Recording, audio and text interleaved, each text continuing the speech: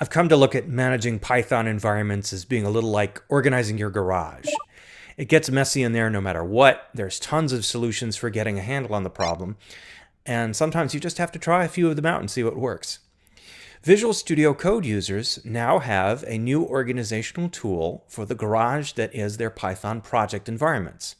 This tool is still in the early stages, so maybe don't try using it for production work, but you can absolutely try it out now on your own personal projects. It's called the Python Environments extension, and let's take a look at it. The Python Environments extension can be installed directly from the Visual Studio Code Extensions Marketplace.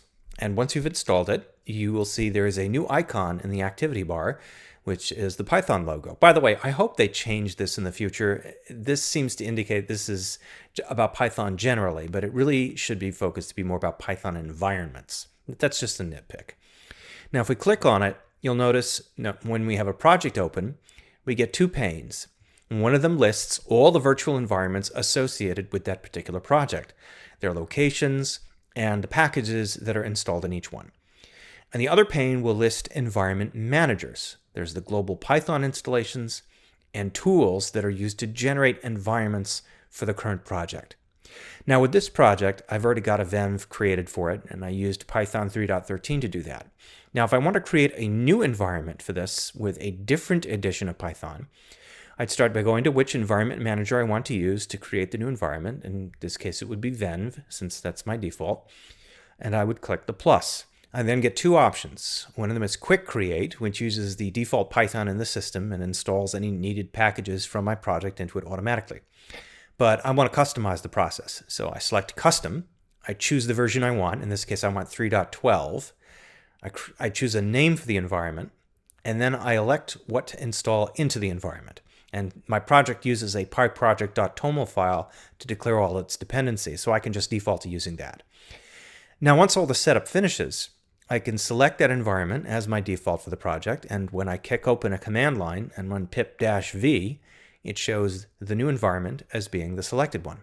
If I want to install packages into the venv, I could do that from the command line with pip, or I can click Manage Packages and search PyPI for something that matches what I'm looking for. In this case, I'd like to add Cython, so I type Cython and select that, and after a little work, Cython will now be part of our environment. If I want to remove a package, all I have to do is click the trash can next to the package name in the list, and it will be removed from the environment. Now, all this is still in the early stages, and I've already run into a few limitations. For instance, even though I have the UV Environment Manager installed in the system, the extension doesn't seem to know it exists, at least not yet. I also noticed that when you start to create a venv, it may suggest a name that potentially collides with an existing venv, and to my mind, it really shouldn't do that out of the gate. That's a trap. But Microsoft clearly has plans for making this into a standard part of the Python offerings for Visual Studio Code, so it can't hurt to check this out and get up to speed and submit feedback for where you can. And that's it for this episode. If you liked it, leave a comment below, and don't forget to follow Dev with Serdar and InfoWorld on Facebook, YouTube, and InfoWorld.com.